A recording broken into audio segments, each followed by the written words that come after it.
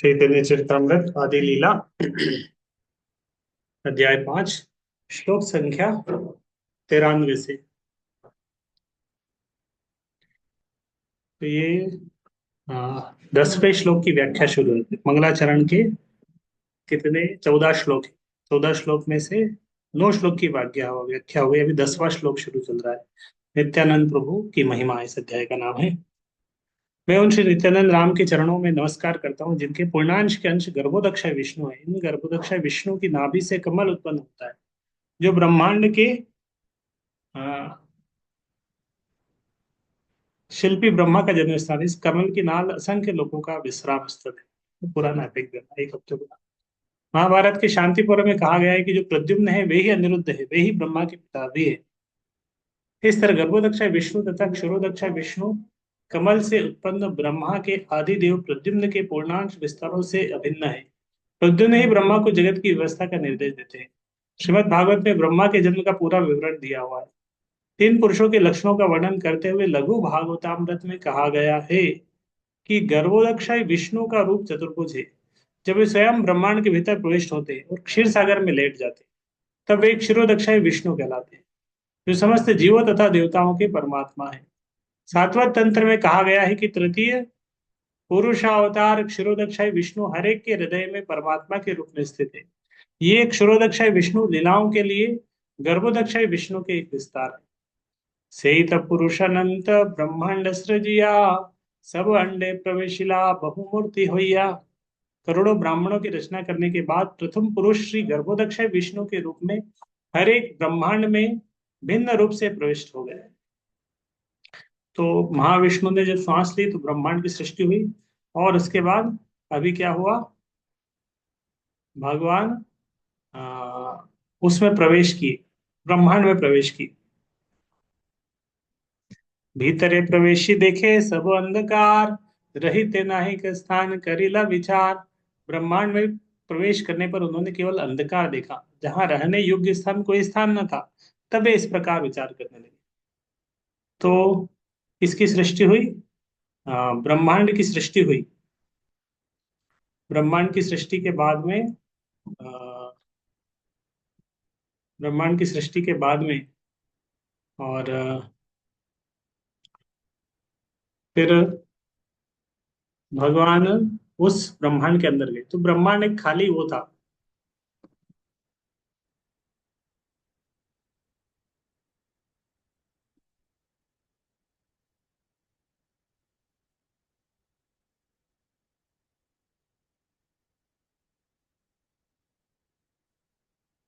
तो तब ब्रह्मांड खाली था।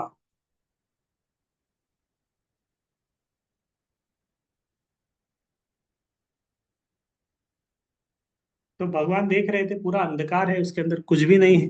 पानी पानी है, पूरा पानी में कुछ नहीं, पूरा अंधकार। निज अंग स्वेद जल करिल सृजन तेई जले कैलो अर्ध ब्रह्मांड भरण। तो पूरा ब्रह्मांड बहुत बड़ा ब्रह्मांड है। तो भगवान ने आधे ब्रह्मांड को किससे भर दिया? पानी से भर दिया। पानी कहाँ से आया? शरीर के पसीने से जल उत्पन्न किया।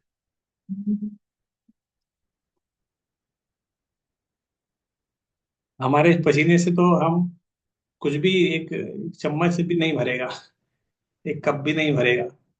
भगवान ने पूरा ब्रह्मांड को भर दिया। आधा ब्रह्मांड पानी से भर दिया।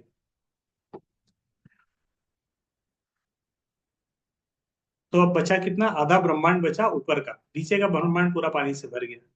ब्रह्मांड प्रमाण 50 कोटि योजन आयाम विस्तार दुई है। एक सब ब्रह्मांड को माप 50 करोड़ योजन है। इसकी लंबाई तथा चौड़ाई एक समान है।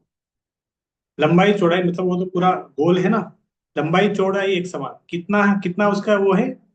50 योजन, 50 करोड़ योजन।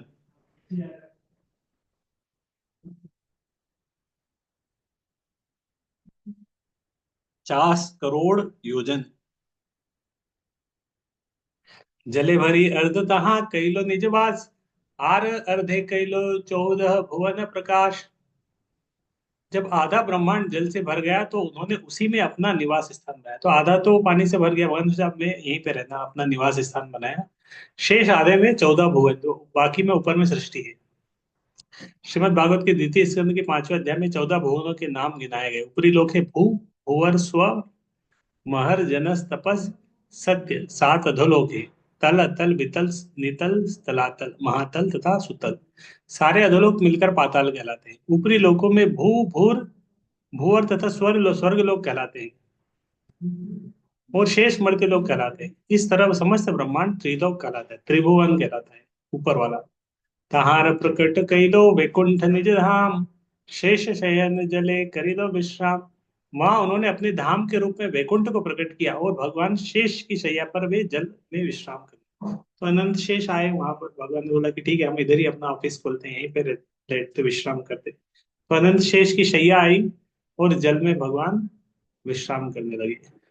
अनंत शय्या तहा करिलो शयन, सहस्त्र मस्तक तार सहस्त्र वदन।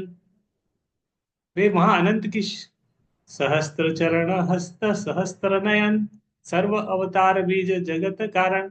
वे वहां अनंत को अपनी शैया बनाकर लेट गए, अनंत शेष। भगवान अनंत हजारों सिर, हजारों मुख, हजारों नेत्र तथा हजारों हाथ पांव वाले दिव्य सर्प है। वे सभी अवतारों के बीज और भौतिक जगत के कारण है। गर्भोदकशाही विष्णु के पसीने से उत्पन्न जल राशि में विष्णु के पूर्ण अंश शेष भगवान शयन करते हैं, जिनका वर्णन श्रीमद् भागवत तथा चारों वेदों में इस प्रकार हुआ है। सहस्त्र शीर्षा पुरुष सहस्त्राक्ष सहस्त्रपात, सभूमि विश्वतो व्रत्वात्यतिष्ठ दशांगुलम। अनंत शयन नामक विष्णु रूप के हजारों हाथ पांव तथा हजारों आंखें हैं। वे भौतिक जगत के भीतर सारे अवतारों के वास्तविक जनक है। अनंत शेष तारनाभि पद्म होइते उठिलो एक पद्म, सेई पद्म होइलो ब्रह्मार जन्म सद्म। अब क्या है, अनंत, जो कौन से विष्णु है, ये क्षीरोदक्षय विष्णु। ये जो विष्णु है ना ब्रह्मांड के अंदर आए, इनका नाम है क्षीरोदक्षय विष्णु। उनकी नाभि से एक कमल पुष्प उत्पन्न हुआ और उस पे ब्रह्मा जी का जन्म स्थान बन गया हो। सेई पद्म नाले होइलो 14 भुवन, तेहो ब्रह्मा होइया सृष्टि करिलो सृजन।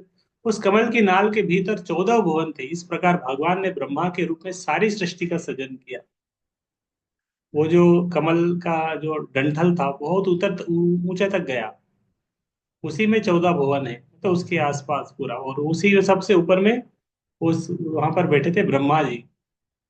विष्णु रूप होइया करे जगत पालने, गुणातीत विष्णु स्पर्श नाही माया गुणे। और भगवान विष्णु के रूप में वे सारे जगत का पालन करते हैं। समस्त भौतिक गुणों से परे होने के कारण भगवान विष्णु का भौतिक गुणों से किसी तरह का स्पर्श नहीं होता। तो भगवान, ये क्षीरोदक्षय विष्णु, ये गर्भोदक्षय विष्णु के ऊपर जो सृष्टि है इसके अंदर एक क्षीर सागर है, वहां पे क्षीरोदक्षय विष्णु के रूप में उस ब्रह्मांड का पालन करते हैं। श्रील बलदेव विद्याभूषण कहते हैं कि यद्यपि विष्णु भौतिक जगत में सत्वगुण के अधिष्ठाता देव हैं, किंतु वे सत्वगुण से कभी भी प्रभावित नहीं होते, क्योंकि वे अपनी परम इच्छा से ही उस गुण का निर्देशन करते हैं। कहा जाता है कि सारे जीव ब्रह्मा भगवान की इच्छा मात्र से समस्त सौभाग्य प्राप्त कर सकते हैं। वामन पुराण में कहा गया है कि वही विष्णु विभिन्न गुणों के निर्देशन करने के लिए ब्रह्मा तथा शिव के रूप में अपना विस्तार करते हैं। क्योंकि भगवान विष्णु सतगुण का विस्तार करते हैं, अतः उनका नाम सत्व तनु है। क्षीरोदक्षय विष्णु के विविध अवतार सत्व तनु के नाम से जाने जाते हैं। इसीलिए समस्त वैदिक ग्रंथों में विष्णु के सारे भौतिक गुणों से मुक्त माना गया है। श्रीमद् भागवत में कहा गया है, हरिर्हि निर्गुण साक्षात पुरुष प्रकृति परः, स सर्वदुपदृष्टा तम भज निर्गुणो भवेत। पूर्ण पुरुषोत्तम भगवान हरि भौतिक प्रकृति के गुणों से सदैव अकलुषित रहते हैं, क्योंकि वे इस भौतिक जगत से परे हैं। वे ब्रह्मा जी इत्यादि समस्त देवताओं के ज्ञान के स्रोत है, वे हर वस्तु के साक्षी है। अतः जो भगवान विष्णु की पूजा करता है वह भी भौतिक प्रकृति के कलमश से मुक्ति प्राप्त कर लेता है। क्योंकि विष्णु की पूजा करने से मनुष्य भौतिक प्रकृति के कलमश से मुक्त हो सकता है। अतः वे सत्व तनु कहलाते हैं, जैसा कि ऊपर कहा जा चुका है। रुद्र रूप धरि करे जगत संहार, सृष्टि स्थिति प्रलय इच्छा जहान। वे रुद्र रूप का धारण करके सृष्टि का संहार करते हैं। इस तरह सृजन पालन तथा संहार उनकी इच्छा से होता है। महेश्वर या शिव जी न तो सामान्य जीव है नहीं भगवान विष्णु के बराबर है। ब्रह्म संहिता में विष्णु तथा शिव जी की अच्छी तरह तुलना करते हुए कहा गया है कि विष्णु दूध के समान है, शिव दही के समान है। दही दूध की तरह ही होता है, किंतु फिर भी वह दूध दूध ही होता है। हिरण्य गर्भ अंतर्यामी जगत कारण, जार अंश करी करे विराट कल्पन। भी परमात्मा हिरण्य गर्भ अर्थात भौतिक जगत के कारण है, विराट रूप उनका अंश माना जाता है। हेन नारायण जार अंशेर अंश, से ही प्रभु नित्यानंद सर्व अवतंस। वे भगवान नारायण भगवान नित्यानंद बलराम के पूर्णांश के अंश है, मात्र है। भगवान नित्यानंद समस्त अवतारों के स्रोत है। दशम श्लोकेर अर्थ कैलो विवरण, एकादश श्लोकेर अर्थ सुनदी अमन। इस तरह 10वें श्लोक का अर्थ बताया अभी ऊपर में। अब 11वें श्लोक का अर्थ बताएंगे। इस तरह मैंने 10वें श्लोक का अर्थ बतलाया दिया, आप कृपया करके मनोयोग से 11वें श्लोक का अर्थ सुने। यस्यांशांश परमात्मखिलानां पोष्ट विष्णु भाति दुग्धाब्दिशायी, क्षोणी भरता यत् कला स्वप्यनंत स्वं श्री नित्यानंद रामं प्रपद्ये। ये 10वां श्लोक है मंगलाचरण का।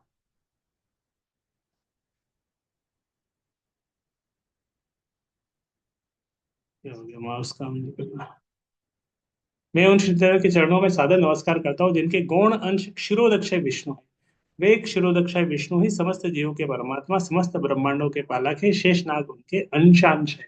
अभी किन के बारे में, इससे पहले किसके बारे में बताया? गर्भोदक्षय विष्णु के बारे में बताया। अभी क्षीरोदक्षय विष्णु के बारे में भी थोड़ा बताएंगे। नारायणेर नाभिनाल मध्य ते धरणी, धरणी मध्य सप्त समुद्र जगणी। सारे भौतिक लोक उस कमल नाल के भीतर स्थित है जो भगवान नारायण की नाभि कमल से निकला है। इन लोकों के मध्य 7 समुद्र है। तहाँ क्षीरोदधि मध्य श्वेत दीप नाम, पालयिता विष्णु तार से निज धाम। वहां क्षीर सागर के मध्य में श्वेत द्वीप है जो पालन करता विष्णु का धाम है। ज्योतिष ग्रंथ सिद्धांत शिरोमणि में विभिन्न समुद्रों के नाम इस प्रकार दिए गए हैं। लवण सागर, क्षीर सागर, दधि सागर, धृत सागर, इक्षु सागर। इक्षु रस मतलब गन्ने के रस का सागर। सुरा सागर मीठे जल का सागर। लवण सागर के दक्षिण में क्षीर सागर है जहाँ क्षीरोदक्षय विष्णु निवास करते हैं।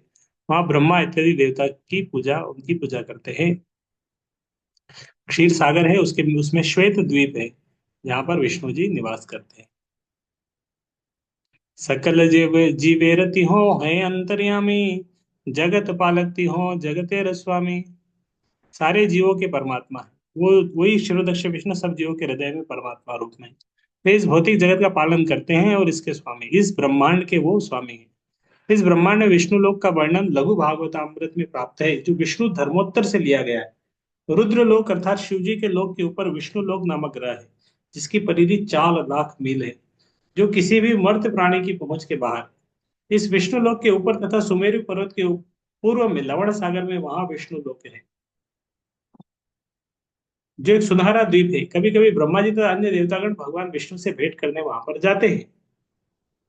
भगवान विष्णु लक्ष्मी सहित वहां शयन करते हैं और कहा जाता है कि वर्षा ऋतु के 4 महीने वे शेष शैया पर शयन करने का आनंद लेते हैं।